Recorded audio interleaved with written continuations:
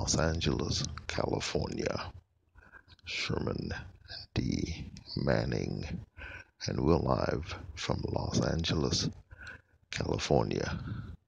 It is a beautiful day, and this is the day which the Lord hath made. I will rejoice and be glad in it. I hope everybody is doing well. And I'd like to know, have you made up in your mind that you're not going to be hoodwinked, bamboozled, or befuddled by this racist tramp, Donald, who has decided to seek the highest office in the land? The question of the hour is, what are you going to do? What are you going to do? Donald has decided that he wants the codes to the nuclear weapons. And I, quite frankly, do not believe that we should ever allow a buffoon, a person who cannot be trusted, a pathological liar, to have access to the codes to the nuclear arsenal for the greatest country on the face of the planet. I don't know what you feel about it, but that is my opinion if I'm allowed to opine.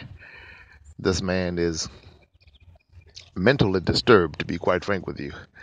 There is definitely a psychological issue going on with a person who ascribes to the kind of narcissism to the 10th degree that he engages in and is victimized by, if you will, routinely. Anytime you come upon a person who is a narcissist, he or she, by nature of that disease, has a psychological illness. And that psychological illness is absolutely incurable.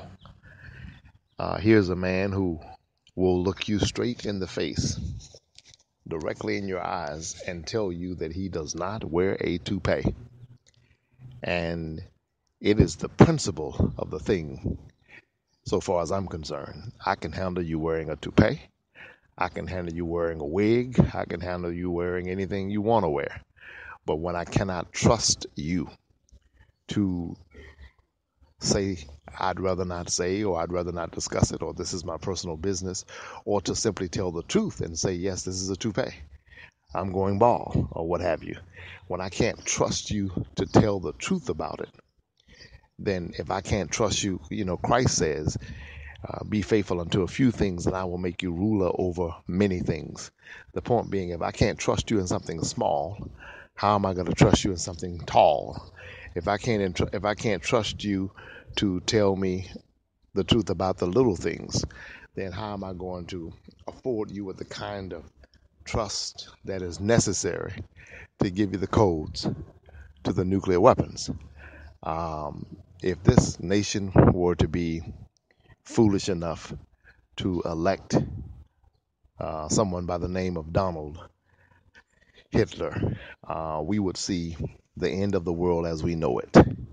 And that is being quite frank with you, without the slightest amount of embellishment. This guy has proven that he is willing to do or say anything that he can to embellish, to flat out lie, to engage in mendacity and prevarication on any occasion regarding any matter.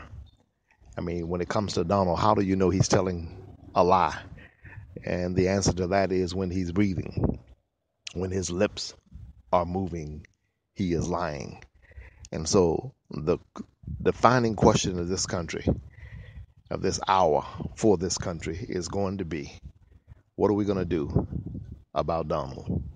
What are we going to do in a nation that decided to elect its first African American president, who came into office and basically saved this country? Make no mistake about it, President George Bush left President Obama with a mess on his hands. The banking system, ladies and gentlemen, the banking system was failing. It was absolutely failing. We were about to experience a Great Depression, worse than the last Great Depression that this country experienced. And President Obama came in and he was wise enough and he was measured enough to save the nation, to save the nation. And we cannot forget about that. We cannot act like that did not happen. We cannot act like that does not matter. And I understand that this is a political season. And anytime we are on the brink of electing another president, the mudslinging becomes the norm. There's nothing strange about slinging mud and blaming the last president for everything that will be faced by the new president. And I understand all of the idiosyncratic whims that go along with running for president and with electing a new president. So I'm not really offended by that. I'm certainly not shocked by it. I'm not surprised by it. It happens every cycle, especially when you have a lame duck president. But the bottom line is Mr. Obama faced the kind of challenges in '08 unseen by any president in modern history. He walked into two wars that were already started by his predecessor. His predecessor messed up the country in a sense. So the banking system was messed up. His predecessor messed up the wars, started one war that should have never been started in the first place. And so when you are preceded by an idiot, when the person who predates you has made a mess that you have to clean up, when your predecessor is maniacal about his desire to get revenge on Saddam Hussein for the threat made against his father, Bush's father, by Hussein, there's a lot on your hands. And so this president came in to challenges unseen by any modern day president, and he handled it. He handled it. Did not handle it all perfectly. Did not handle it all without mistake. He's not a machine. He's a man. But this brother, this African American president, this Kenyan American president handled it. He did that. He took care of the country. He fixed the nation. He fixed the banking system. He did not do everything the way I would have wanted it to be done. I would have wanted to see some people on Wall Street go to jail. I will continue to say that. I want to see Guantanamo Bay closed. There are some things, some challenges that I don't think have been quite met. But with an obstructionist Congress, he's lucky to have gotten anything done, much less to have done all of the tremendous things he has been able to accomplish. And so I salute him. I salute him. And I just don't believe that this great nation that was unbiased enough, that was able to get over our prejudices and our racism enough to elect President Obama is going to turn around now and elect a fascist. I don't believe it. I could be wrong. Normally my political predictions have been pretty much on target.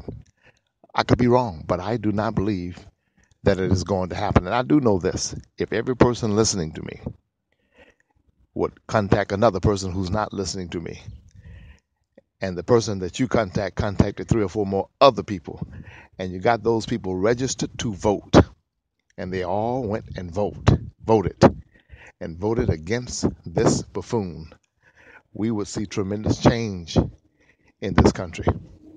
And there's no way they would elect Donald. I believe that with everything inside me. If the 1% were to vote, then the 99%, I'm sorry, if the 99% were to get together and vote, then the 1% wouldn't have any power. And so the challenge for the 99% is to vote, vote, vote. Vote as you please, but please vote. That's the challenge. And we have to remember that America is our land. America is God's country. America has been blessed, and God bless America. And we owe it to ourselves to try to leave this country better than we found it for the little ones who will come along after us and behind us. We owe it to your daughter, my daughter, your granddaughter, mine, our great-grandchildren, to leave the planet. If we want to make it greater, then we have to make sure that the 99% vote. Because as I said, if the 99% vote, the 1% won't have any power. Listen to me. Get my book, if you will, The Truth About O.J. Simpson, Race, Class, Money, and Justice. I think you will find it to be an interesting read. I am Sherman D. Manning, and I am asking you to go to your local bookstore, order or obtain The Truth About O.J. Simpson, Race, Class, Money, and Justice. Read it.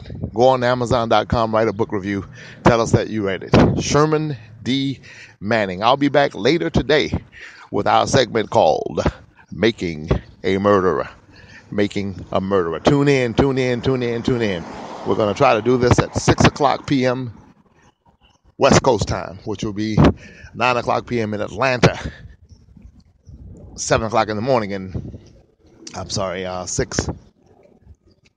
o'clock in the morning in Switzerland. So it'll be 9 o'clock p.m. Atlanta, 4 o'clock in the morning in Switzerland. And you can certainly go to Facebook and like this audio podcast, if you will. Sherman D. Manning. Get The Truth About O.J. Simpson, Race, Class, Money, and Justice.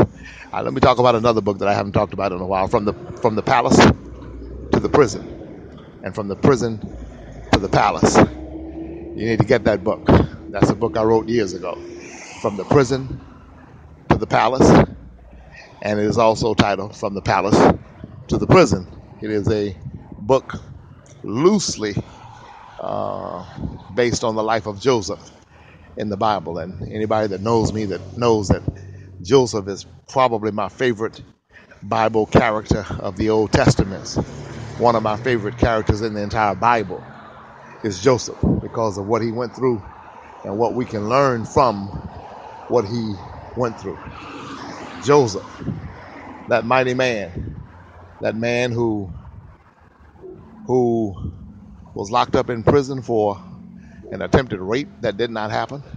That mighty man who spent 13 and a half years in prison for a crime that did not take place. I always say that one of the difficulties that diminishes or dilutes the power of biblical stories for us is that we read it from the other side of the story. We know how the story is going to end. But if we had been alive and Joseph had been pastoring Bethel Baptist Church, St. John Baptist Church, etc., had the nerve to tell you or anybody else that he was wrongly accused of attempted rape, you'd have left the church. You'd have led a protest against it. We'd have been talking about that from now on, about how this guy wants us to believe that he was wrongly convicted. And why would Joseph, if he was really in God's will, have all this bad luck? His own brothers tried to kill him.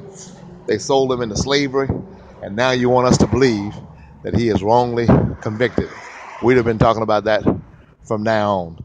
But remember, God knew what he was doing.